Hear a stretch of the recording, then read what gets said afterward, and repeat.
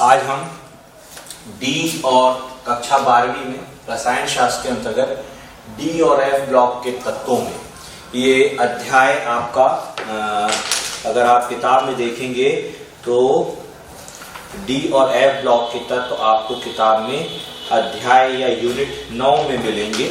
ठीक है, इस यूनिट 9 के अंतर्गत अपन डी और एफ ब्लॉक के तत्वों में एफ ब्लॉक के एलिमेंट मूलतः एफ ब्लॉक के, इससे पहले आप डी ब्लॉक एलिमेंट और उसके इलेक्ट्रॉनिक विन्यास, उसके भौतिक और रासायनिक गुण और कुछ यौगिकों का अध्ययन कर चुके हैं। आज अपन यहाँ पर एफ ब्लॉक के एलिमेंट के अंत का अध्ययन करेंगे। ठीक है, एफ ब्लॉक के अंतर्गत, ठीक है, एफ ब्लॉक यदि आपने आवर्त सारणी देखा हो, ठीक, तो मैं यहां से समझाता हूं। आवर्त सारणी ये प्रथम ग्रुप है, आप लोगों ने देखा होगा, ये द्वितीय ग्रुप है, ठीक, और उसके पश्चात यहाँ पर संक्रमण तत्वों का स्टार्ट होते हैं तृतीय ग्रुप से, तृतीय समूह से। ठीक है, तो जब हम आवर्त सारणी का अध्ययन करते हैं, पिछले साल भी आपने आवर्त सारणी का अध्ययन किया होगा बेटा लोग, तो हमने उनमें तत्वों को S block, B block, D block और एफ ब्लॉक में बांटा था। ठीक है, अब एफ ब्लॉक को आपने आवर्त सारणी में, आवर्त सारणी के नीचे 14 तत्वों को क्रमशः 14 तत्वों को जिन्हें आप रखा हुआ पाया होगा। अब ये प्रश्न उठता है कि ये तत्व आवर्त सारणी से बाहर क्यों है। ठीक है, तो यदि अपन आवर्त सारणी का अध्ययन करें तो अपन देखते हैं कि छठवें वर्ग में, ठीक है, छठवें आवर्त में जब हम आगे बढ़ते हैं सीजियम से, सीजियम, बेरियम और उसके बाद आता है लैंथेनम। ठीक है, लैंथेनम 17वां का परमाणु क्रमांक होता है 57। इसके बाद के जो तत्व हैं उन्हें ये 14 तत्व हैं जो एफ ब्लॉक में आएंगे, और हम जानते हैं कि किसी भी वर्ग में अधिकतम इलेक्ट्रॉन या तत्वों की संख्या 1 हो सकती है और ये एक साथ 14 है, इसीलिए इनको बाहर रखा गया है, आवर्त सारणी के बाहर 58 से 71 तक। ठीक है, 58 से 71 तक रखा गया है। ठीक इसी तरीके से अगर अपन आगे चले 7वें आवर्त में, तो 7वें आवर्त में भी एक्टिनम के बाद 89 ये संक्रमण तत्व है। ठीक है, इसके पश्चात के जितने 14 तत्व हैं उनको फिर से बाहर 4F और 5F के अंतर्गत 90 से लेके 103 14 तत्वों को बाहर रखा गया। इनको आवर्त सारणी से बाहर रखने का कारण ये था कि एक साथ एक ही वर्ग में इतने अधिक तत्वों को रखा नहीं जा सकता, किंतु ये लैंथेनम और एक्टिनम के तत्वों से गुणों में समानता प्रकट करते हैं। ठीक, इसके अंतर्गत सर्वप्रथम अपन लैंथेनाइट तत्वों का अध्ययन करेंगे, या लैंथेनाइट तत्व कौन से होते हैं? लैंथेनाइट तत्व वे तत्व हैं जो लैंथेनम के पश्चात आते हैं। लैंथेनम संक्रमण तत्व लैंथेनम के पश्चात आते हैं। ठीक है, इनके ऑक्साइड जो थे, ठीक है ना, ये ऑक्साइड जो भूमि से प्राप्त होते थे वो सूक्ष्म या कम मात्रा में इन्हें इनके ऑक्साइडों से पहले निष्कर्षित किया गया। ठीक है ना, पृथ्वी में पाए जाने वाले इनके अल्प मात्रा में पाए जाने वाले ऑक्साइडों से इन्हें निष्कर्षित किया गया। ठीक है, या पृथ्वी से प्राप्त किया गया लेकिन कम मात्रा में प्राप्त होने के कारण इसे आगे चलकर दुर्लभ मृदा तत्व भी कहा जाता था। ठीक है, दुर्लभ मृदा तत्व भी कहते हैं या कहा जाता है। क्यों कहते हैं, ये प्रश्न आता है कभी कभी कि इन्हें दुर्लभ मृदा तत्व क्यों कहा जाता है। तो प्रारंभ में ये कम मात्रा में पृथ्वी में पाए जाने वाले ऑक्साइडों से, प्रश्न का उत्तर लिख सकते हो आप, प्रारंभ में कम मात्रा में पाए जाने वाले ऑक्साइडों से निष्कर्षित किए जाने के कारण हम इन्हें दुर्लभ मृदा तत्व कहते हैं। ठीक है, प्रारंभ में। ठीक, इसके पश्चात इसमें हम जानते हैं कि इसके अंतिम 3 कक्ष जो होते हैं, अंतिम 3 कक्ष अपूर्ण होते हैं। ठीक है, अपूर्ण होते हैं अंतिम 3 कक्ष। ठीक है, अंतिम 3 कक्ष अपूर्ण होते हैं और इसका अंतिम इलेक्ट्रॉन अंतिम से तीसरे कक्ष अंतिम से तीसरे कक्ष के 4f उप कक्ष में प्रवेश करता है। ठीक है, 4f उप कक्ष में प्रवेश करता है, अंतिम से तीसरे कक्ष के 4f उप कक्ष में प्रवेश करता है। इसीलिए इन्हें अंतर संक्रमण तत्व भी कहते हैं। ठीक, तो दो छोटे छोटे प्रश्न, दुर्लभ मृदा तत्व, अंतर संक्रमण तत्व। दुर्लभ मृदा तत्व जैसा कि नाम से ही प्रतीत है, ठीक है ना, ये मृदा में पाए जाने वाले, सूक्ष्म मात्रा में पाए जाने वाले ऑक्साइडों से निकाले जाते थे अथवा निष्कर्षित किए गए थे, या इनका निष्कर्षण प्रारंभ में पृथ्वी पर पाए जाने वाले, सूक्ष्म मात्रा में पाए जाने वाले ऑक्साइडों से किया जाता था। इसीलिए इसे दुर्लभ मृदा तत्व कहते हैं। ठीक, दूसरी बात, इसके अंतिम इलेक्ट्रॉन अंतिम से तीसरे कक्ष, अंतिम से तीसरा कक्ष 6s 5d 4f अंतिम से तीसरे कक्ष में प्रवेश करते हैं, अंतिम से तीसरे कक्ष के 4f उप कक्ष में प्रवेश करते हैं। इसीलिए इन्हें अंतर संक्रमण तत्व भी कहा जाता है। ठीक है, ये 4f उप कक्ष में आते हैं। अब क्योंकि 4x में 14 तत्व, 14 इलेक्ट्रॉन आते हैं, इसलिए इसमें कुल टोटल 14 तत्व होते हैं। ठीक है, और एक कहां से कहां तक पढ़े जाते हैं, परमाणु क्रमांक 58 से लेकर, ठीक है, 58 से लेकर 71 तक होते हैं। ठीक, जैसा अपन ने यहां बताया है। ठीक है, 58 से लेकर 71 तक। ठीक है, ये इनका इंट्रोडक्शन हुआ और इसमें कुछ छोटे प्रश्न हुए। इसके बाद अपन आते हैं इनकी, अब दूसरा प्रस्तावना हो गई इलेक्ट्रॉनिक संरचना। ठीक, यदि हम इलेक्ट्रॉनिक संरचना का अध्ययन करना चाहें लैंथेनाइड का, तो इलेक्ट्रॉनिक संरचना के अध्ययन में हम देखते हैं कि सबसे पहले हम एक अक्रिय गैस लेते हैं, जिनॉन। ठीक है, जिनॉन जो कि 5वें आवर्त की अंतिम है। ठीक है, जिनॉन ये हुआ 54। अगर इसको अपन करें तो 2 8 18 18 8 रखेंगे। ठीक, इसके पश्चात अपन आते हैं यहां पर सीजियम। ठीक है, तो ये आ गया सीजियम, ये हो गया 55। ठीक, तो ये हो जाएगा 2 8 18 18 8 1। ठीक, इसके आगे आ गया अपन बेरिलियम। ठीक, तो बेरिलियम हो गया 56, ये हो गया 2 8 18 18 8 2। ठीक, इसके आगे अपन आया लैंथेनम। ठीक है, यहां हो गया ये लैंथेनम 57, तो 2 8 18 18 और अंत में तो 2 आ गया। ठीक है ना, लेकिन अब 8 की जगह यहां क्या हो जाएगा 9। ठीक है, 8 की जगह 9। अंतिम कक्ष में बोर और बरी के नियम के अनुसार अंतिम कक्ष में 2 इलेक्ट्रॉन से अधिक उस समय तक नहीं हो सकते जब तक कि इससे पहले वाली सभी कक्षाएं नियम 2n² के अनुसार पूर्ण ना हो। तो 2n² के अनुसार ये पूर्ण नहीं होती। ठीक, तो यहां पर इलेक्ट्रॉन हो गए sp में, अब यहां पर s में 2 p में 6, तो यहां स्वाभाविक रूप से कौन सा d ऑर्बिटल शुरू हो जाएगा। इसलिए ये लैंथेनम जो होता है d ऑर्बिटल का तत्व होता है।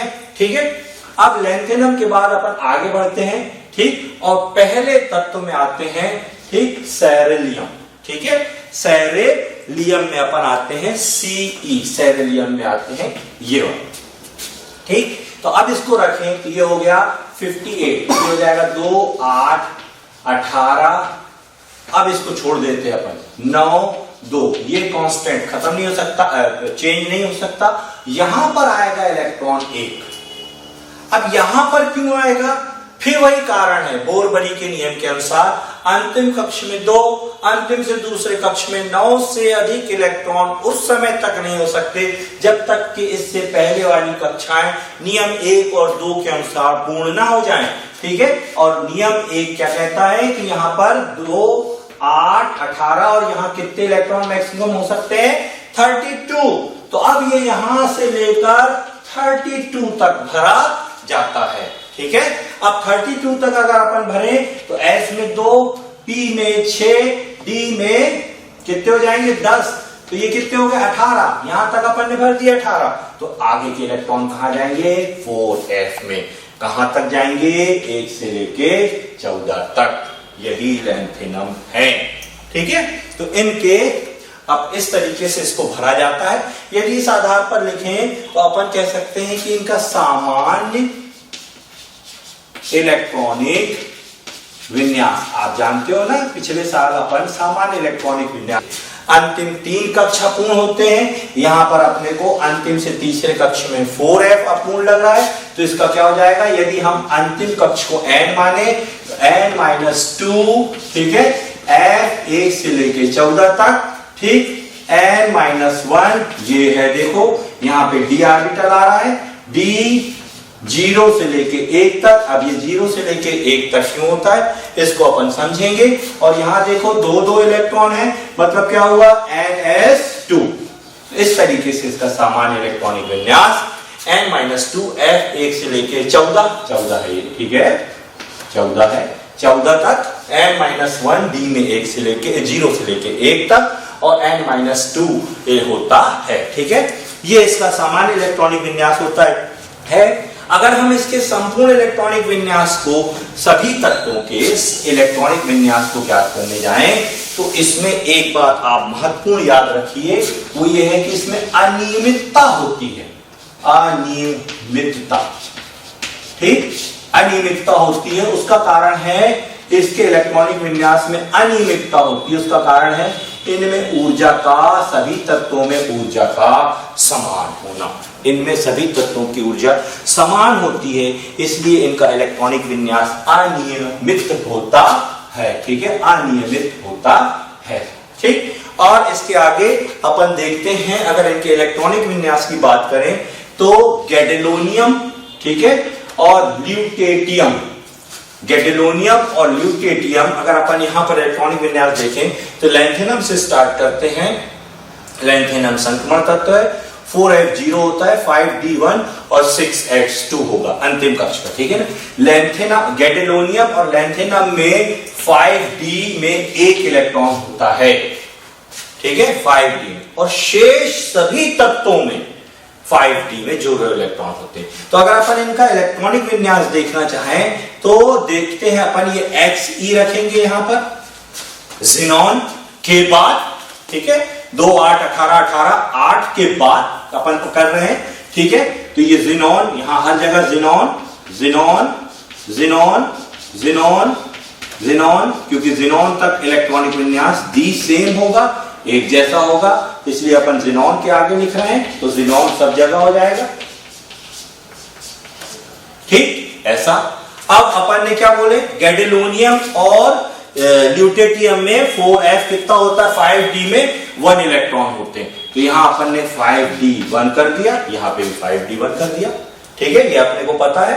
6s में हमेशा 2 इलेक्ट्रॉन होंगे, तो 6s2 6s2 6s2 6s2 6s2, हाँ 6s2 6s2, यहां पर 6s2 6s2 6s2 6s2 6s2 6s2 6s2, इस तरीके से। ठीक है, 1 2 3 4 5 6 7 8 9 10 11 12 13 14, एक ज्यादा हो रहा है, मतलब अपन ने कहीं, अच्छा 15 है लैंथेनम को मिला के। ठीक है, 15 है, तो ठीक, इस तरीके से अपन इसके इलेक्ट्रॉनिक विन्यास को ऐसा लिख सकते हैं। अब अपन आते हैं यहां पर, तो ये हो जाएगा 5d, अपन ने अभी बोला है 5d में कितने इलेक्ट्रॉन होंगे, 5d में केवल 1 यहां पर, और गैडेलोनियम और ल्यूटेनियम में होते हैं, तो ये हो गया 5d0। ठीक है, तो 5d0 हो जाएगा।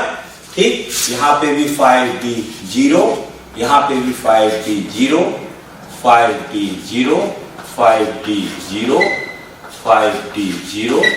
ठीक, फिर उसके पश्चात 5d0, 5d0, 5d0, 5d0, 5d0 और 5d0। ठीक है, ये ट्रिक है करने की, इस तरीके से अपन कर सकते हैं जो पता है अपने को। अब देखिए ये यहां आ गया 4f, तो ये अपन 4f लिखेंगे, एक इलेक्ट्रॉन इसका और एक और, ठीक, तो ये हो जाएगा 4f2, 4f2, 5d0, 6s2, ये हो जाएगा 4f3, ये हो जाएगा 4f4, ठीक, ये हो जाएगा 4f5, ठीक, ये हो जाएगा 4f6, ठीक, ये हो जाएगा 4f7, ठीक, और यहां पर एक इलेक्ट्रॉन इधर चला गया इसलिए 4f7, ठीक। अब ये इलेक्ट्रॉन फिर से इधर वापस आया, ठीक है, तो क्या हो गया 4f8 और यहां पर एक इलेक्ट्रॉन इसका बढ़ जाएगा, तो ये हो जाएगा कितना 4f9, जैसे यहां हुआ था, ठीक है ना। ये इलेक्ट्रॉन अब यहां आ गया तो 4f1 और एक इलेक्ट्रॉन इसका यहां बढ़ गया तो 4f2, ठीक है ना। इस तरीके से इसको थोड़ा सा अपने को ट्रिक से करना पड़ता है। यहां हो जाएगा 4f10, ये हो जाएगा 4f11, ये हो जाएगा 4f12, ये होगा 4f13, ये हो जाएगा 4f14, और क्योंकि अब अगला इलेक्ट्रॉन इधर चला गया इसलिए 4f14 ही रह जाएगा, ठीक है ना। 4f15 ना होकर एक इलेक्ट्रॉन इधर चला। इस तरीके से इनका इलेक्ट्रॉनिक विन्यास हम कर सकते हैं, ठीक है। अब यहां पर जो अपन ने बोला गैडोलीनियम में और ल्यूटेनियम में 5d1 क्यों होता है, तो उसका कारण है कि जब भी कोई भी उपकक्ष में, यहां देखिए आप दो जगह, ठीक है, कोई भी उपकक्ष में अर्धपूर्ण या पूर्णतः पूर्ण की स्थिति आती है तो वो स्थायी हो जाता है। स्थायी होने के कारण ये स्थायित्व को यहां प्राप्त किया, ठीक है, और ये स्थायी रहना चाहता है इसलिए अगला इलेक्ट्रॉन जो है वो 5d1 में चला जाता है, ठीक है। तो ये अपन ने यहां तक पढ़ा इसका इलेक्ट्रॉनिक विन्यास। इसी से रिलेटेड एक चीज जो है वो आगे अपने को करनी है और वो है ऑक्सीकरण संख्या। आइए अपन ऑक्सीकरण संख्या के विषय में पढ़ें, ठीक है। तो ऑक्सीकरण संख्या के विषय में पढ़ें तो सबसे पहले सर्वप्रथम अपन कहते हैं कि इनकी ऑक्सीकरण अवस्था +3 स्थायी होती है। इसके अलावा ये +2 और +4 भी ऑक्सीकरण संख्या प्रकट करते हैं लेंथ में, ठीक है। ये क्या पढ़ रहे हैं अपन, ऑक्सीकरण संख्या, ऑक्सीकरण संख्या, ठीक, ऑक्सीकरण संख्या। तो +3 इसकी स्थायी है, इसके अतिरिक्त ये +2 और +4 भी प्रकट करते हैं। +2 और +4 ऑक्सीकरण संख्या जो ये प्रकट करते हैं, इनकी ऑक्सीकरण संख्या इसके इलेक्ट्रॉनिक विन्यास पर निर्भर करती है, इसके इलेक्ट्रॉनिक विन्यास पर निर्भर करती है, ठीक है, इसकी ऑक्सीकरण संख्या। जैसा कि अभी अपन इसकी इलेक्ट्रॉनिक संरचना देखते हुए आ रहे हैं, तो हमने देखा इसके 4f ऑर्बिटल में या तो 0 या 4f ऑर्बिटल में 4f7 या 4f14, मतलब 4f रिक्त, अर्धपूर्ण, ठीक, और पूर्णतः पूर्ण। इस स्थिति में ये 4f ऑर्बिटल और ये जो होते हैं ये स्थायी होते हैं, ठीक है ना, 4f होते हैं, ठीक है। तो ये जितने भी तत्व हैं ये सभी या तो 4f में 0 या 4f में 7 या 4f में 40 इलेक्ट्रॉन रिक्त, ठीक, अर्धपूर्ण और पूर्णतः पूर्ण की स्थिति में आने का प्रयत्न करते हैं, तब ये स्थायी होते हैं, ठीक है ना। इस रूप में ये स्थायित्व को प्राप्त करने का प्रयत्न करते हैं, ठीक है। तो या तो ये यही विन्यास प्राप्त करना चाहते हैं या इसके निकट, समझ गए, या तो इसके निकट, ठीक, या तो रिक्त रखना चाहते हैं अपने 4f को या अर्धपूर्ण होकर स्थायी होना चाहते हैं। इसके स्थायी होने की लैंथेनाइड तत्वों के स्थायी होने की तीन तरीके हो सकते हैं, या तो 4f 0 हो जाए, रिक्त हो जाए, या 4f अर्धपूर्ण हो जाए, या 4f पूर्णतापूर्ण। अब अगर अपन इसके इलेक्ट्रॉनिक विन्यास को इसकी ऑक्सीकरण संख्या के इसकी इलेक्ट्रॉनिक विन्यास के आधार पर इसकी ऑक्सीकरण संख्या निकालेंगे तो हम ज्यादा बेहतर तरीके से इसको समझ पाएंगे। ये 4f पक्ष में 0 या रिक्त या अर्धपूर्ण या पूर्णतापूर्ण अथवा इसके निकट पहुंचने का प्रयत्न करते रहते हैं, अथवा इसके निकट। ठीक, अब इस आधार पर यदि हम लैंथेनम को देखें तो देखो क्या स्थिति हो सकती है। इसकी ऑक्सीकरण संख्या, आपको पहले अपन ऐसा लाइन खींच देते हैं, ठीक है।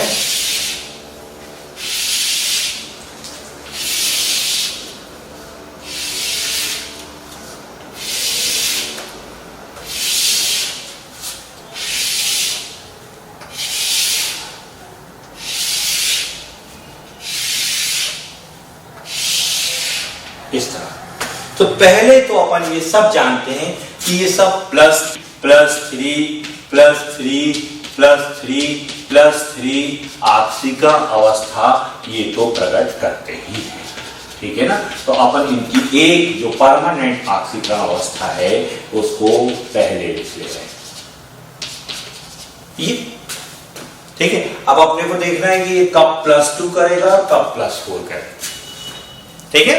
कब +2 होगा, कब +4 होगा। यहां देखो 3 और 2, तो इसकी ऑक्सीकरण अवस्था +3 होगी, ठीक। यहां देखो ये हो जाएगा, ये अगर 2 यहां से और 2 यहां से निकल जाए तो ये 4f बराबर से कितना हो जाएगा, 0, है ना। 4f बराबर से 0 हो जाएगा, इसलिए इसकी ऑक्सीकरण अवस्था ये क्या प्रकट करता है, +3 के अलावा +4 भी प्रकट करता है, ठीक है। समझ में आ रही बात, ये +4 भी करेगा, +4, ठीक। यहां देखें अपन तो ये +3 के अलावा अगर इसमें से +4 भी प्रकट करे, ठीक, तो ये 4f 0 के निकट पहुंचेगा, 2 यहां से गए, 2 यहां से गए, 4f1 हो जाएगा, और 4f1 जो होगा 4f 0 के निकट होगा, ठीक है। इसी तरीके से अपन यहां पर आते हैं तो भी है 4+4 ऑक्सीकरण अवस्था प्रकट करेगा, 2 यहां से जाएंगे, 2 यहां से जाएंगे, ये हो जाएगा 4f2, ये 4f0 के निकट है, 4f0, ठीक है। बात समझ में आई, ठीक है। इस तरीके से अपन इसकी ऑक्सीकरण संख्या निकाल सकते हैं। अब यहां पर आए 4f5 में, तो ये +3 ऑक्सीकरण अवस्था प्रकट करेगा, क्योंकि 4f5, 4f6, 4f7 ये सब जो हैं ये किसके निकट हैं, 4f7 अर्धपूर्ण के निकट है, अर्धपूर्ण के निकट, ठीक। इसीलिए ये जो होता है वो +3 ऑक्सीकरण अवस्था स्थायी रूप से प्रकट करता है। इसके अलावा ये +2 और +2 ऑक्सीकरण अवस्था प्रकट कर सकता है, ठीक। इसके आगे बढ़ते हैं अपन, इसके आगे बढ़कर अपन आते हैं गैडेलोनियम में। तो गैडेलोनियम में आप देखिए 4s7 है, मतलब ये अर्धपूर्ण है, और अर्धपूर्ण है तो स्थायी है, इसलिए ये प्रायः +3 ऑक्सीकरण अवस्था प्रकट करता है। यहां इसका कारण अपन लिख सकते हैं 4s7 अर्धपूर्ण, और अर्धपूर्ण होने के कारण स्थायी, ठीक है। इसी तरीके से अब इसके आगे के जो हैं वो या तो 4f7 के निकट रहने की कोशिश करेंगे, या आगे चलकर पूर्णतापूर्ण स्थिति जो होती है 4f14 इसके निकट, या तो ये 4f7 के निकट स्थायी होंगे या फिर 4f15 के निकट स्थायी होंगे, और इसी रूप में ये ऑक्सीकरण अवस्था को प्रकट करेंगे, ठीक है। तो अगर अपन आगे आते हैं यहां पर, तो ये देखिए यहां पर 4f9 है, ये 4s2 है, तो यहां से +3 में इलेक्ट्रॉन निकले तो ये 8 हो गया, और अगर ये +4 ऑक्सीकरण अवस्था प्रकट करेगा तो ये कितना हो जाएगा, ये हो जाएगा 4f7, मतलब अर्धपूर्ण के निकट स्थायी, ठीक है। इसी तरीके से ये भी +4 ऑक्सीकरण अवस्था प्रकट करके अर्धपूर्ण 4f7 के निकट होकर स्थायी होने की कोशिश करता है। कुछ अपन इसके लिए भी ऐसा ही बोल सकते हैं 4f अपना HO के लिए, ठीक है ना। ये भी 4f +4 और +3 ऑक्सीकरण अवस्था प्रकट करेगा। इसके पश्चात ये सभी जितने भी हैं ये 4F14 के निकट पहुंच जाएंगे। इसलिए अब ये या तो +2 या +3 ऑक्सीकरण अवस्था प्रकट करते हैं और ल्यूटेकियम तो +3 ही ऑक्सीकरण अवस्था प्रकट करता है। इस तरह से हम इनकी लैंथेनाइड तत्वों की ऑक्सीकरण अवस्था ये क्यों +2 और +4 प्रकट करते हैं ये बता सकते हैं। इसमें प्रश्न हो सकता है कि लैंथेनाइड तत्व जो होते हैं वो +3 के अतिरिक्त +2 और +4 ऑक्सीकरण अवस्था प्रकट करते हैं क्यों, तो उसका कारण हम यही लिखेंगे, ठीक है ना, कि ये अपने 4F उपकक्ष में इलेक्ट्रॉनों को रिक्त अल्पपूर्ण और पूर्णतापूर्ण तक पहुंचाने का प्रयत्न करते हैं ताकि स्थायित्व को प्राप्त कर सकें, ठीक है ना, इस रूप में ये स्थायी हो जाते हैं। इसीलिए ये या तो +2 या फिर +4 ऑक्सीकरण अवस्था प्रकट करते हैं, ठीक है। इस तरीके से अपन इसको समझ सकते हैं। ये इसकी ऑक्सीकरण अवस्था आ गई। अब अपन एक इसमें अति महत्वपूर्ण प्रश्न आता है, लैंथेनाइड संकुचन किसे कहते हैं, इसको अपन ने यहां लिखे हैं। इसे 3 टॉपिक के रूप में अपन प्रकट कर सकते हैं, परिभाषा, कारण और इसका प्रभाव, ठीक है ना। तो इसके रूप में प्रश्न आता है, ठीक है, कि लैंथेनाइड संकुचन किसे कहते हैं और इसके कारण क्या है और इससे उत्पन्न होने वाले प्रभाव को बताइए, ठीक। या सीधा प्रश्न आ सकता है कि लैंथेनाइड संकुचन किसे कहते हैं बताइए, क्योंकि इसमें 4 नंबर के और 1 नंबर का प्रश्न आता है। इसलिए 4 नंबर के प्रश्न जो होता है उसमें अपने को लैंथेनाइड संकुचन में सिर्फ संकुचन बता के ही छोड़ नहीं देना है, उसका कारण और उससे उत्पन्न होने वाले प्रभाव भी अपने को बताना पड़ेगा। तो बेटा अपन जब पिछले साल क्लासों में पढ़ रहे थे तो अपन ने एक चीज पढ़ा था, लिथियम से अगर अपन आगे बढ़े या किसी भी आवर्त में, ठीक है, थोड़ा सा अपन पुराना जो अपना नॉलेज है उसको रिकैप करते हैं। तो अपन किसी भी आवर्त में लेफ्ट हैंड साइड से राइट हैंड साइड की ओर जाते हैं तो क्या होता है, तो नाभिक जो परमाणु क्रमांक है, परमाणु क्रमांक के बढ़ते जाने के साथ साथ नाभिकीय आवेश बढ़ता है और नाभिकीय आवेश जो होता है वो अंतिम कक्ष के इलेक्ट्रॉनों को अपनी ओर खींचता जाता है। फलस्वरूप क्या होता है, फलस्वरूप अंतिम कक्ष अंदर की ओर खींचने के कारण परमाणु त्रिज्या छोटी होती जाती है। ये अपन ने पढ़े थे। लेकिन इसी यूनिट में जब हम क्या पढ़ रहे थे, डी ब्लॉक एलिमेंट पढ़ रहे थे, ठीक है, तो इसमें एक चीज आप अच्छे से आपके मन में क्लियर थी, वो ये थी कि किसी भी आवर्त में लेफ्ट हैंड साइड से राइट हैंड साइड की ओर जाने पर नाभिकीय आवेश बढ़ते जाने के साथ साथ परमाणु त्रिज्या छोटी होती जाती है। पर जब अपन संक्रमण तत्व पढ़ रहे थे तब अपन ने पढ़ा कि संक्रमण तत्वों में इलेक्ट्रॉन जो होते हैं वो अंतिम से दूसरे कक्ष में प्रवेश करते हैं और अंतिम से दूसरे पक्ष में प्रवेश करने के कारण जैसे जैसे हम संक्रमण तत्वों में तीसरे वर्ग से आगे बढ़ते हैं या D1 से D10 तक जाते हैं, ठीक है ना, तो परमाणु क्रमांक बढ़ने के साथ साथ अंतिम इलेक्ट्रॉन जो होता है वो कहां प्रवेश करता है, अंतिम से दूसरे, ये D n-1, ठीक है, D, और इसको लिखते थे NS, तो n-1 में प्रवेश करता है। अब n-1 में प्रवेश करने के कारण इलेक्ट्रॉन यहां बढ़ते जाते हैं, ठीक है, और नाभिकीय आवेश तो अंदर की ओर लगेगा ही लगेगा, लेकिन इलेक्ट्रॉन क्योंकि अंतिम से दूसरे कक्ष में प्रवेश कर रहा है इसीलिए वो अंतिम कक्ष को अपने से इलेक्ट्रॉन रिपल्शन की वजह से दूर करेगा, ठीक है। इसे अपन ने पढ़े थे शील्डिंग इफेक्ट या परिरक्षण प्रभाव, ठीक, जहां तक आपने पढ़ा परिरक्षण प्रभाव, क्योंकि इलेक्ट्रॉन अंतिम से दूसरे कक्ष में प्रवेश कर रहा है। ये आपका पुराना नॉलेज हो गया। अब इसके आगे अपन आते हैं लैंथेनाइड संकुचन, ठीक है ना, ठीक है। तो लैंथेनाइड संकुचन में जब अपन आते हैं तब यहां पर अपन क्योंकि अपना मन, ठीक है, क्योंकि लैंथेनाइड संकुचन के विषय में अपन बात कर रहे हैं तो क्योंकि हम संक्रमण तत्वों का भी पढ़ के आए हैं और लैंथेनाइड में भी इलेक्ट्रॉन जो होता है वो अंतिम से तीसरे इट मींस 4f में, या अपन बात करें n-2f में प्रवेश करता है, ठीक है, अंतिम से तीसरे में। यहां पे हो जाएगा n-1d और यहां हो गया ns, अंतिम से तीसरे कक्ष में प्रवेश करता है। अंतिम से तीसरे कक्ष में प्रवेश होने के कारण हमको यह आभास होता है कि इसमें भी परिरक्षण, नाभिकीय आवेश का परिरक्षण होता होगा, ठीक है। किंतु वास्तव में अंतिम से तीसरे कक्ष में प्रवेश करने के कारण नाभिकीय आवेश का अंतिम कक्ष में उपस्थित इलेक्ट्रॉन का परिरक्षण, नाभिकीय आवेश से परिरक्षण नहीं हो पाता, और नहीं होने के कारण जो परमाणु क्रमांक बढ़ते जाने के साथ साथ, ठीक है, परमाणु त्रिज्या छोटी होती जाती। हमको ऐसा आभास होता है कि इसमें भी नाभिकीय आवेश का परिरक्षण होता होगा, किंतु नहीं होता, ठीक है। जैसा संक्रमण तत्व में होता है वैसा नहीं होता, ठीक है। तो अब इसकी परिभाषा जो होगी वो क्या हो जाएगी? परिभाषा हो जाएगी इसकी कि नाभिक परमाणु क्रम लेंथेनाइड में, हाँ ऐसा लिखे अपन, लेंथेनाइड में, ठीक है, परमाणु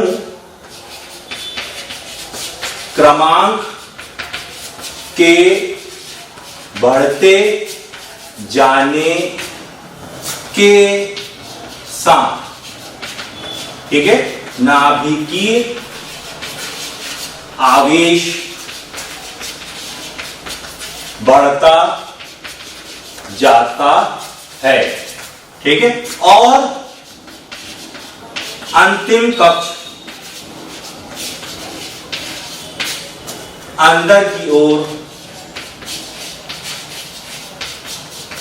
खिंचता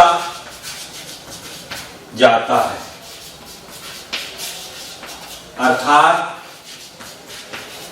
परमाणु त्रिज्या, ठीक है, कम होती जाती है। इसे लेंथेनाइड, एक संकुचन कहते हैं, ठीक। इस तरह से ये इसकी क्या हो जाएगी? परिभाषा के परमाणु त्रिज्या, परमाणु क्रमांक के बढ़ते जाने के साथ साथ नाभिकीय आवेश बढ़ता है, और नाभिकीय आवेश बढ़ने से परमाणु त्रिज्या छोटी होती जाती है, ठीक है। एज यूजुअल जैसा अपन ने पढ़े थे अभी तक वैसा ही यहां होता है, संक्रमण तत्वों की जैसे नहीं होता, ठीक है। तो नाभिकीय जैसे जैसे परमाणु क्रमांक बढ़ता है नाभिकीय आवेश बढ़ता जाता है, परमाणु त्रिज्या अंदर की तरफ नाभिकीय आवेश की वजह से खिंचती है या छोटी होती जाती है, इसे लेंथेनाइड संकुचन कहते हैं, ठीक है। इसके बाद आता है इसका कारण। तो यदि हम कारण की बात करें, ठीक है, इसे भी मिटा देते हैं, अब कारण लिखते हैं अपन, ठीक, थोड़ा कारण को समझने की। वैसे कारण एक शब्द में है, इसका अंतर, ठीक है, फिर भी अपन इसको चित्र के रूप में समझने की कोशिश करते हैं कि ये हो गया नाभिक, ठीक, और ये हो गया 4f कक्ष, ठीक है। इसके बाद ये हो गया अंतिम से दूसरा कक्ष, और ये हो गया अंतिम कक्ष, ठीक। यदि अपन इसकी बात करें तो ये हो गया ns, n-1d, और ये हो गया n-2f कक्ष, ठीक है। इस तरीके से अपन नाभिकीय आवेश जो होगा वो अंतिम कक्ष को अपनी ओर आकर्षित करने की कोशिश करेगा, इसे कहते हैं नाभिकीय आवेश, ठीक है, जो अंतिम कक्ष को अपनी ओर खींचता है, ठीक है। इसके अलावा अन्य कक्षों में इलेक्ट्रॉन होने के कारण ये इलेक्ट्रॉन प्रतिकर्षण होता है, प्रतिकर्षण, ठीक है। यही इलेक्ट्रॉन प्रतिकर्षण जो होता है वही नाभिकीय आवेश का परिरक्षण करता है। लेकिन एफ ब्लॉक एलिमेंट में इलेक्ट्रॉन अंतिम से तीसरे कक्ष में या n-2f कक्ष में प्रवेश करने के कारण, ठीक, नाभिकीय आवेश का परिरक्षण, नाभिकीय आवेश का परिरक्षण परिरक्षण नहीं कर पाते, ठीक। और नाभिक के आवेश का परिरक्षण नहीं करने के कारण लैंथेनाइट संकुचन उत्पन्न होता है या लैंथेनाइट संकुचन होता है। एक शब्द में आंसर, नाभिकीय आवेश का जो N-2 F ब्लॉक एलिमेंट है, उपकक्ष है, नाभिकीय आवेश का परिरक्षण नहीं कर पाता, इसके लिए लैंथेनाइट संकुचन होता है, ठीक। अब इसके बाद आते हैं अपन इसके प्रभाव, इससे प्रभाव क्या होगा। तो पहला प्रभाव तो आपको दिख रहा है, ठीक है, वो है परमाणु त्रिज्या पर, ठीक, प्रभाव। तो पहला प्रभाव जो है वो है परमाणु त्रिज्या जो होती है, ठीक, वो आगे जाने पर, ठीक, सेलेनियम से ल्यूटेटियम तक आगे जाने पर परमाणु त्रिज्या जो होती है वो कैसी होती जाएगी, कम होती जाएगी, ठीक। दूसरा विद्युत ऋणात्मकता है, ठीक, विद्युत ऋणात्मकता आगे जाने पर बढ़ती जाती है, ठीक है। और इसके अलावा है विद्युत ऋणात्मकता और अपचयन विभव, अपचयन विभव, ठीक, अपचयन विभव भी आगे की ओर जाने पर बढ़ता जाता है, ठीक है। ये लैंथेनाइट संकुचन के प्रभाव है, ठीक है, ये लैंथेनाइट संकुचन के प्रभाव जाएंगे। इसके आगे अपन ने बोले हैं इनके ऑक्साइड और हाइड्रोक्साइड, ठीक। तो अब अपन इसके ऑक्साइड और हाइड्रोक्साइड के विषय में बात करते हैं।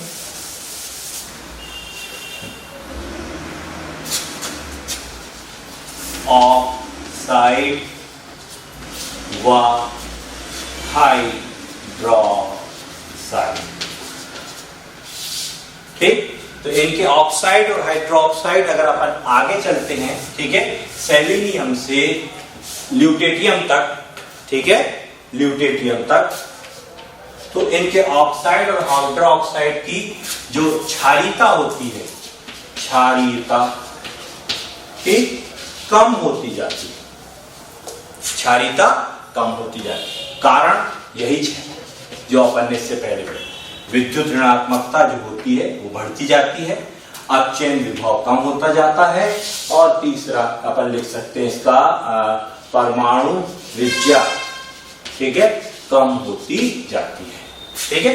तो सेलेनियम का ऑक्साइड मोर क्षारीय होता है और अपना जो ल्यूटेटियम है उसका ऑक्साइड कम क्षारीय होता है, ठीक है ना। विद्युत ऋणात्मकता और यहां पर विद्युत ऋणात्मकता अपन ने लिखे हैं, इसके अलावा लिख सकते हैं नाभिकीय आवेश, ठीक, विद्युत ऋणात्मकता और नाभिकीय आवेश बढ़ता जाता है, ठीक है ना। अपचयन विभव बढ़ता जाता है, परमाणु त्रिज्या कम होती जाती है।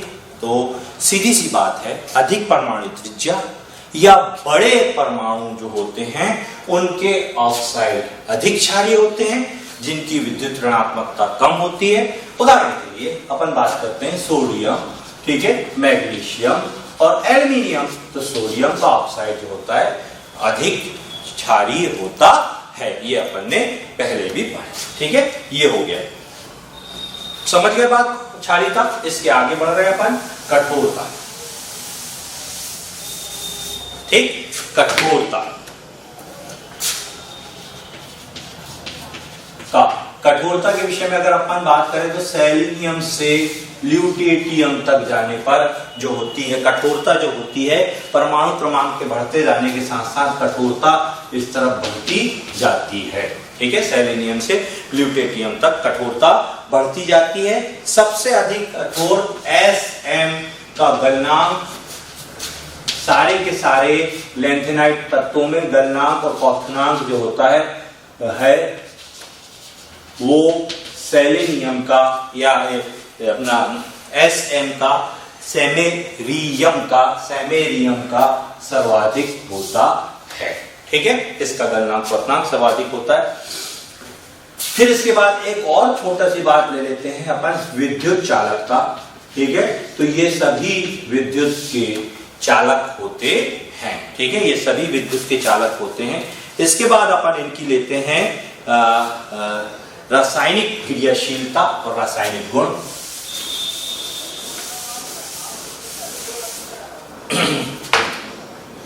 रासायनिक गुण, रासायनिक गुण, ठीक। रासायनिक गुणों की बात करें तो इसके रासायनिक गुण जो होते हैं, निम्नतर सदस्य जो होते हैं, निम्न परमाणु क्रमांक वाले, ठीक, निम्न परमाणु क्रमांक वाले जो सदस्य हैं, ठीक है, वो कैल्शियम के समान क्रियाशीलता प्रकट करते हैं, ठीक है, कैल्शियम के समान। और उच्चतर परमाणु क्रमांक वाले जो होते हैं, उच्चतर परमाणु क्रमांक वाले जो सदस्य हैं, वे एल्यूमिनियम के समान, ठीक है ना, कम क्रियाशील होते हैं, ठीक है। प्रायः इसकी क्रियाशीलता जो होती है वो 4F के पूर्ण या अपूर्ण होने की वजह से होती है, ठीक। पूर्ण और अर्धपूर्ण, ठीक, पूर्ण और अर्धपूर्ण की होने की वजह से होती है। यदि ये 4F पूर्ण या अर्धपूर्ण होंगे तब ये स्थायी हो जाने के कारण, ठीक है, स्थायी हो जाने के कारण कम क्रियाशील होते हैं। ऐसे सदस्य लैंथेनाइट के अथवा एक्टिनाइट के ऐसे सदस्य जिनमें 4F पूर्ण हो या अर्धपूर्ण हो, स्थायित्व को प्राप्त करने के कारण कम क्रियाशील होते हैं। तो ये अपन इसकी क्रियाशीलता के विषय में बता सकते हैं। इसके बाद आते हैं अपन इसके आयनन विभव, ठीक। तो आयनन विभव की बात करें अगर अपन इसके, तो इसके 4F में 2 इलेक्ट्रॉन होते हैं। तो इसकी प्रथम और द्वितीय आयनन विभव जो होती है वो कम होती है, क्योंकि 6s1 और 6s2 से इलेक्ट्रॉन निकलता है, या 6s2 से इलेक्ट्रॉन निकलता है, ठीक है ना। तो 6s2 से इलेक्ट्रॉन निकलने की वजह से इनकी प्रथम और द्वितीय आयनन विभव का मान कम होता है, ठीक है। अब तृतीय आयनन विभव जो होता है, तृतीय आयनन विभव, ठीक है ना। अब तृतीय आयनन विभव में इलेक्ट्रॉन 4F से निकलेगा, ठीक है। तो तृतीय आयनन विभव में इलेक्ट्रॉन 4F से निकलने पर यदि 4F पूर्ण या अर्धपूर्ण हो, ठीक है, अर्धपूर्ण हो, यदि 4F पूर्ण अथवा अर्धपूर्ण हो, अर्धपूर्ण, ठीक, पूर्ण, ठीक, और यहां पर भी पूर्ण, ठीक है, 4F पूर्ण या अर्धपूर्ण हो तो स्थायी होने के कारण, ठीक है, तृतीय आयनन विभव का मान उच्च हो जाता है, ठीक है, समझे। प्रथम और द्वितीय आयनन विभव में इलेक्ट्रॉन 6s1 और 6s2 से निकलेंगे, 6s2 से निकलेंगे, इसलिए इनके प्रथम और द्वितीय आयनन विभव का मान कम होता है। तृतीय आयनन विभव का मान अत्यधिक उच्च भी हो सकता है, ठीक है ना। ये इस बात पर निर्भर करता है, क्योंकि अब तृतीय आयनन विभव की बात अपन क्यों कर रहे हैं, क्योंकि ये +3 ऑक्सीकरण अवस्था भी प्रकट करता है, ठीक है। तो +3 ऑक्सीकरण अवस्था तृतीय आयनन विभव के समय प्रकट करेगा। तो तृतीय आयनन विभव उच्च भी हो सकता है। कब हो जाएगा उच्च? जब 4F पूर्ण हो या अर्धपूर्ण हो। 4F7, 4F14 जिन जिन तत्वों में होता जाएगा आएगा, +3 तृतीय आयनन ऑक्सीकरण अवस्था उच्च हो जाएगी, ठीक है। ये हम बात कर रहे हैं इस यहां पर, ठीक। इसके बाद अपन आते हैं इसी के रंगीन आयन, कि ये रंगीन आयन देते हैं, और देते हैं तो क्यों देते हैं, ठीक है। रंगीन आयन, तो ये सभी जो होते हैं वो रंगीन आयन प्रकट करते हैं, क्योंकि इनका 4f ऑर्बिटल जो होता है वो रिक्त होता है और इलेक्ट्रॉन ऊर्जा पाकर उच्च ऊर्जा के 4f ऑर्बिटल में प्रवेश कर सकते हैं, जिससे कि शेष जो श्वेत प्रकाश है वो श्वेत नहीं रह जाता, क्योंकि उसमें से कुछ ऊर्जा इलेक्ट्रॉन के द्वारा अवशोषित कर ली जाती है। ठीक है ना, इसलिए ये सभी रंगीन आयन होते हैं। ठीक है, रासायनिक क्रियाशीलता रंगीन आयन होते हैं। लेकिन अपन बात करें लैंथेनम और ल्यूटेटियम की, इसमें ये प्रश्न आता है। ठीक है ना, लैंथेनम और ल्यूटेटियम जो होते हैं वो रंगहीन आयन होते हैं, क्यों? ठीक, ये प्रश्न आता है। ठीक, तो आप ल्यूटेटियम लैंथेनम को देखो, इसमें से अगर +3 हुआ, ठीक है, लैंथेनम +3 हुआ, ठीक, लैंथेनम +3 अगर हो गया तो ठीक है 4f क्या हो जाएगा, 4f 0, 2 इलेक्ट्रॉन यहां से, तीसरा इलेक्ट्रॉन यहां से। ठीक है, +3 की स्थिति में 4f 0 हो गया, तो ये कैसा हो गया, रिक्त हो गया। तो इसके पास तो इलेक्ट्रॉन है ही नहीं, तो इलेक्ट्रॉन ऊर्जा पाएंगे कैसे, ऊर्जा पाके उच्च ऊर्जा के f ऑर्बिटल में प्रवेश भी कैसे करेंगे, तो क्योंकि इसके पास इलेक्ट्रॉन होते ही नहीं। ठीक है, इसलिए अपन लिख सकते हैं रिक्त है या उच्च ऊर्जा स्तर के लिए कोई इलेक्ट्रॉन नहीं, तो ये ऊर्जा पाकर उच्च ऊर्जा स्तर में जा नहीं सकता। ठीक, इसी तरीके से ल्यूटेटियम के लिए आते हैं अपन, तो इसमें क्या होता है, देखो 4s2 से और 5d से एक इलेक्ट्रॉन गया, तो यहां पर कितना हो गया, ये ल्यूटेटियम में ये हो गया +3 अवस्था में 4f14। ठीक है, 4f14। ठीक, 14 इलेक्ट्रॉन है, ये कैसा है, पूर्ण है। ठीक, स्थायी है, तो ये इलेक्ट्रॉन इसकी ऊर्जा पाएंगे ही क्यों, उच्च ऊर्जा स्तर पे जाएंगे ही क्यों, ये तो स्थायी। इसीलिए लैंथेनम और ल्यूटेनियम के आयन जो होते हैं, ठीक, +3 आयन जो होते हैं वो रंगीन होते हैं। ठीक, ये भी एक प्रश्न होता है।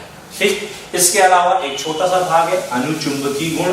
ठीक, अनुचुंबकीय गुण आप जानते हो किस पे निर्भर करता है, अनुचुंबकीय गुण प्रदर्शित होता है किसी भी उपकक्ष में उपस्थित अयुग्मित इलेक्ट्रॉनों के कारण। ठीक, तो यहाँ अपन देख रहे हैं कि इनमें अयुग्मित इलेक्ट्रॉनों की संख्या होती है, इसलिए ये अनुचुंबकीय गुण प्रदर्शित करते हैं। ठीक है, रासायनिक क्रियाशीलता के बारे में अपन बात कर रहे थे। ठीक है, रासायनिक क्रियाशीलता की अगर अपन लैंथेनम की बात करें, ठीक है, तो लैंथेनम की अगर रासायनिक क्रियाशीलता की बात करें तो ये ऑक्सीजन के साथ, ठीक है, क्या बना लेंगे, Ln2O3।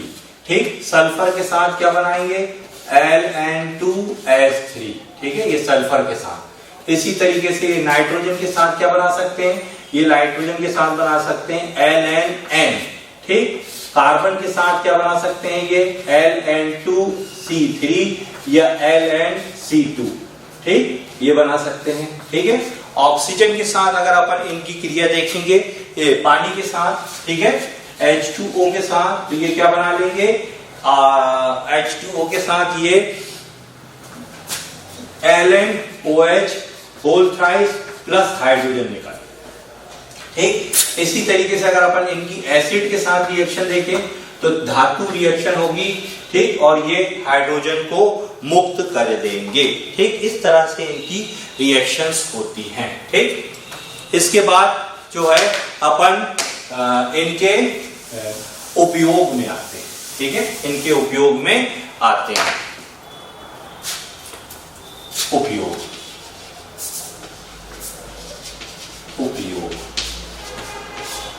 ठीक, तो पहला उपयोग मिश्र धातु बनाने में, 4 नंबर का प्रश्न आना है, अपने को 4 उपयोग लिखने पड़ेंगे। मिश्र धातु या मिश्र धातु। ठीक, मिश्र धातु ये अत्यधिक कठोर होती है। ठीक, और ये बनती कैसी है, इसमें 95% तक लैंथेनम धातुएं होती हैं, ठीक। 5% आयरन होता है, ठीक है, Fe, और शेष अल्प मात्रा में इसमें कार्बन, सल्फर और कैल्शियम, ठीक। ये अत्यधिक कठोर है। इसका उपयोग होता है बंदूक की गोली बनाने में, ठीक, या खोल बनाने में, या कवच बनाने में, ठीक, या जेट इंजन बनाने, इसके द्वारा बनाए जाते हैं, ठीक। इसके अलावा अपन द्वितीय की बात करते हैं तो ये पहला हो गया। दूसरा सीरियम फॉस्फेट या लैंथेनाइट के ऑक्साइड जो होते हैं, ठीक, कोई भी ऑक्साइड का उपयोग पेट्रोलियम के भंजन में भी होता है, ठीक। इसके अलावा इसका उपयोग उत्प्रेरक के रूप में भी होता है, ठीक। और इसके अलावा इसका उपयोग चौथा, 4 लिखना जरूरी है इसलिए, ठीक है। चौथा, इसके ऑक्साइड जो होते हैं, लैंथेनम के ऑक्साइड जो होते हैं, लैंथेनम तत्वों के ऑक्साइड जो होते हैं वो प्रतिदीप्त सतह में भी इनका उपयोग होता है, क्योंकि ये स्फुरदीप्ति या प्रतिदीप्ति उत्पन्न करते हैं, ठीक है। इसलिए इसका उपयोग प्रतिदीप्त सतह को बनाने में भी होता है, ठीक है। ये लैंथेनाइट के उपयोग हो गए, ठीक है। इसके बाद अपन आते हैं एक्टिनाइट में, ठीक है। इसके बाद अपन किसमें आएंगे? एक्टिनाइट। इसके बाद लैंथेनाइट तत्व है। लैंथेनाइट तत्वों में बहुत ज्यादा पूछता नहीं है, ठीक है ना। छोटा छोटा अपन देखते हैं कि संक्रमण तत्वों में 7वें आवर्त में, एक्टिनाइट तत्व जो है संक्रमण तत्वों में 7वें आवर्त में, अब अपन ने लैंथेनाइट पढ़ लिया था, एक्टिनाइट पढ़ रहे हैं, ठीक है। संक्रमण तत्वों में अपना किसी आवर्त सारणी में 7वें आवर्त में एक्टिनाइट, ठीक है, एक्टिनम संक्रमण तत्व के पश्चात के आने वाले 14 तत्व जो होते हैं, जो परमाणु क्रमांक 90 से लेके 103 तक होते हैं, वो 5F उपकक्ष में प्रवेश करते हैं, उन्हें एक्टिनाइट तत्व कहते हैं, ठीक है ना। और इसके अलावा इसकी अगर अपन बात करें, ये 89 से 90 से 103 तक होते हैं, ये 5F तत्व भी कहलाते हैं, क्योंकि ये 5F में आते हैं। और इनकी ऑक्सीकरण अवस्था जैसे अपन ने वहां पढ़ा था +3 और +2 और +4, यहाँ इनकी ऑक्सीकरण अवस्था +4 +5 +6 भी हो सकती है, ठीक है। असली जो प्रश्न इसमें पूछा जाता है वो पूछा जाता है लैंथेनाइट, ठीक है, और एक्टिनाइट में अंतर, ठीक, एक्टिनाइट में अंतर। तो अपने को मूलभूत रूप से आप लैंथेनाइट और एक्टिनाइट में अंतर ही लिखना है या समझना है, ठीक है। तो शॉर्ट में समझते हैं, समय थोड़ा कम है। तो इसका अंतिम इलेक्ट्रॉन 4F उपकक्ष में प्रवेश करता है, इसका अंतिम इलेक्ट्रॉन 5F उपकक्ष में प्रवेश करता है, ठीक है ना। और लैंथेनाइट जो होते हैं इनकी ऑक्सीकरण संख्या +2, ठीक, +3 और +4 हो सकती है।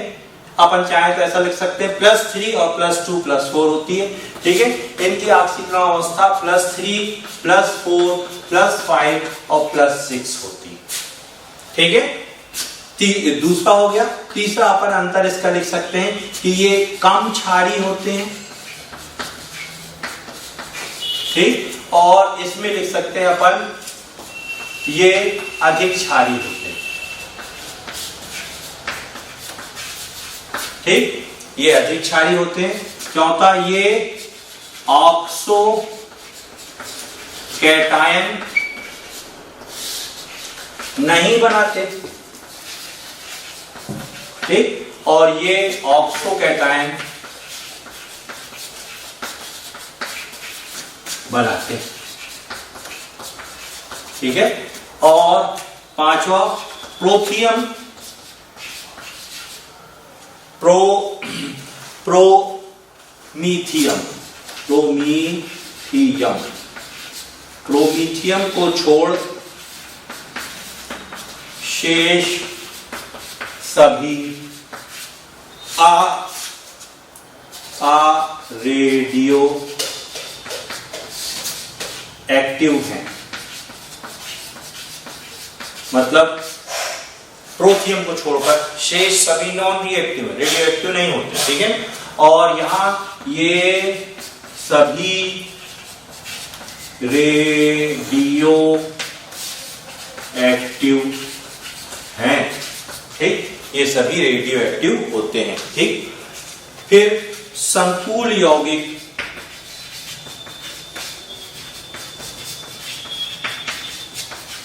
बनाने की प्रवृत्ति कम होती है, ठीक, और इसमें संकुल यौगिक बनाने की प्रवृत्ति अधिक होती है। ये लैंथेनाइड के बाद आते हैं, ठीक, ये एक्टिनाइड के बाद आते हैं। ये परमाणु क्रमांक 58 से लेके 71 तक होते हैं। ये परमाणु क्रमांक 90 से लेके 103 तक होते हैं। ये भी अंतर इसमें लिखे जा सकते हैं। देखो यहां से देखो, क्षारीय कम, ऑक्सोकैटायन नहीं, प्रोथियम को छोड़कर शेष सभी अरेडियो एक्टिव, ठीक, संकुल यौगिक बनाने की प्रवृत्ति कम। तो अगर अपन यहां से इतने लिखें तो ये सब नेगेटिव नेगेटिव जाते हैं लैंथेनाइड। तो इसको इस रूप में आप कंफ्यूजन होता है कि ये ऑक्सोकैटायन बनाते हैं कि ये बनाते हैं, ये रेडियो एक्टिव कम होते हैं कि ये होते हैं। तो इतना याद रखो, ये सब नेगेटिव सेंटेंस पर आते हैं, ठीक है ना। कम क्षारीय है, ऑक्सोकैटायन नहीं बनाते, सभी अरेडियो एक्टिव है, प्रोमीथियम को छोड़कर, संकुल यौगिक कम बनाते हैं। तो आपको यहाँ संकुल यौगिक, ठीक, यहाँ पर रेडियो एक्टिव, ऑक्सोकैटायन, क्षारीय, ये गुण को, ये कम क्षारीय, ऑक्सोकैटायन नहीं बनाते, प्रोमीथियम को छोड़कर शेष सभी अरेडियो एक्टिव है, संकुल यौगिक बनाने की प्रवृत्ति कम होती है। इस तरह से भी इसको याद किया जा सकता है, ठीक है। ये हो गया आपका क्या, लैंथेनाइड और एक्टिनाइड में अंतर। इसके बाद लास्ट जो छोटा सा पार्ट आता है, कभी कभी इसमें संक्रमण तत्व और अंतर संक्रमण तत्व, संक्रमण तत्व और अंतर संक्रमण तत्व जो होते हैं, उसमें अंतर संक्रमण तत्व में अंतर आ जाता है, ठीक, संक्रमण तत्व और अंतर संक्रमण तत्वों में अंतर आ जाता है, ठीक। तो ये लास्ट है। तो अपन इसको क्या लिखेंगे कि ये बी ब्लॉक एलिमेंट होते हैं, ठीक, और ये एफ ब्लॉक एलिमेंट होते हैं, ठीक है। इनका अंतिम इलेक्ट्रॉन जो होता है, अंतिम इलेक्ट्रॉन, ठीक, डी उपकक्ष में जाता है, उपकक्ष में प्रवेश करता है, तभी तो डी ब्लॉक है, ठीक। और इनका अंतिम इलेक्ट्रॉन, ठीक, एफ उपकक्ष में प्रवेश करता है, ठीक। दो हो गए। फिर इसके अंतिम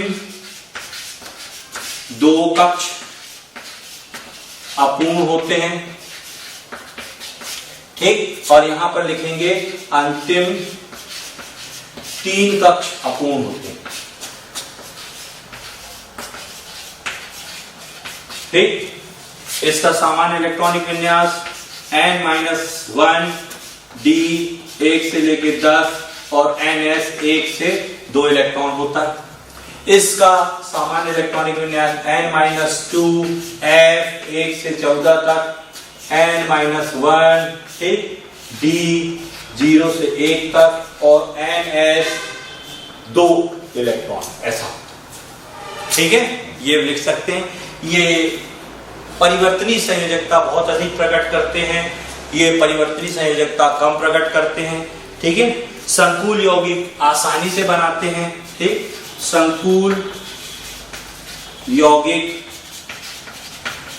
आसानी से बनाते हैं, ठीक। ये संकुल यौगिक जो होते हैं वो कठिनता से बनाते हैं। ठीक, परमाणु त्रिज्या जो होती है वो बड़ी होती है।